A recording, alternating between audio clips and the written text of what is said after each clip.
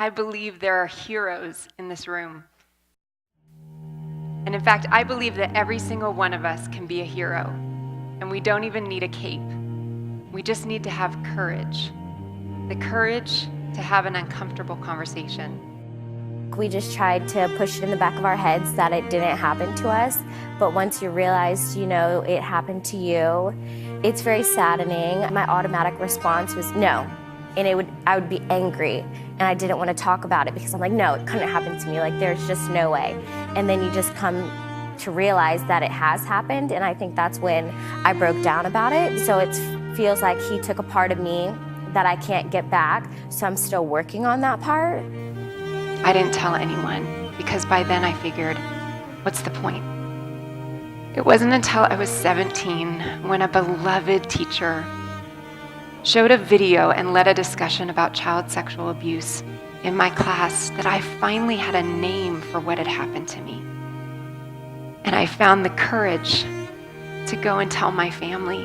It is the insatiable dedication to uncovering the absolute truth that keeps us from turning a blind eye to corruption and to injustice. I hope that everyone who's dealing with these sorts of situations does feel the courage to come forward. And every friend that I know has a story like mine, and the world tells me we should take it as a compliment. But then heroes like Ashley and Simone and Gabby, Michaela and Gaga, Rosario, Allie, remind me this is the beginning, it is not the finale, and that's why we're here, and that's why we rally. What I know for sure is that speaking your truth is the most powerful tool we all have. And I'm especially proud and inspired by all the women who have felt strong enough and empowered enough to speak up and share their personal stories. Each of us in this room are celebrated because of the stories that we tell. And this year, we became the story. When you go through something as traumatic as sexual violence, there's a way that you close up. Your protection, the way you protect yourself, it's like you're shrouded in shame.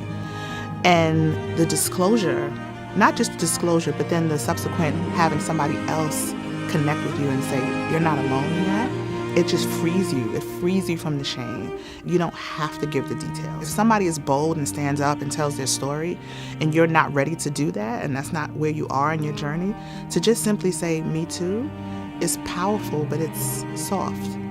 If you're on any kind of social media, I am sure you've seen the hashtag MeToo. Everybody has seen MeToo, right? Okay, it was started by actress Alyssa Milano. She tweeted out, if all women who have been sexually harassed or assaulted wrote Me Too as a status, we might give people a sense of magnitude of the problem. So millions of people have come out posting Me Too. I applaud them all. I think it's brave and I think it's important to speak out and not be shamed by anyone. It is not always easy, but we have to do that. And that's why I posted, and I will say it right now out loud, Me Too. This is not a male thing or a female thing. It is not a Hollywood thing or a political thing. This is a human thing. We are all the same. We all want the same thing. We want respect and love and kindness. And if I could have those three things in a new iPhone 10, I would be complete. Larry, you do realize now that we, this group of women you so heartlessly abused over such a long period of time, are now a force and you are nothing. The tables have turned, Larry. We are here. We have our voices, and we are not going anywhere. But we are not free until all of us are free. So love your neighbor. Please treat her kindly. Ask her her story, and then shut up and listen. Black, Asian, poor, wealthy, trans, cis, Muslim, Christian, listen, listen, and then yell at the top of your lungs. Be a voice for all those who have prisoner tongues. For the people who had to grow up way too young, there is work to be done. There are songs to be sung. Lord knows there's a war to be won. I've interviewed and portrayed people who withstood some of the ugliest things life can throw at you, but the one quality all of them seem to share is an ability to maintain hope for a brighter morning, even during our darkest nights. So I want all the girls watching here and now to know that a new day is on the horizon. And to my brothers and sisters, to the 1 in 4, to the 1 in 6 who are survivors, this is not who you are. You can heal.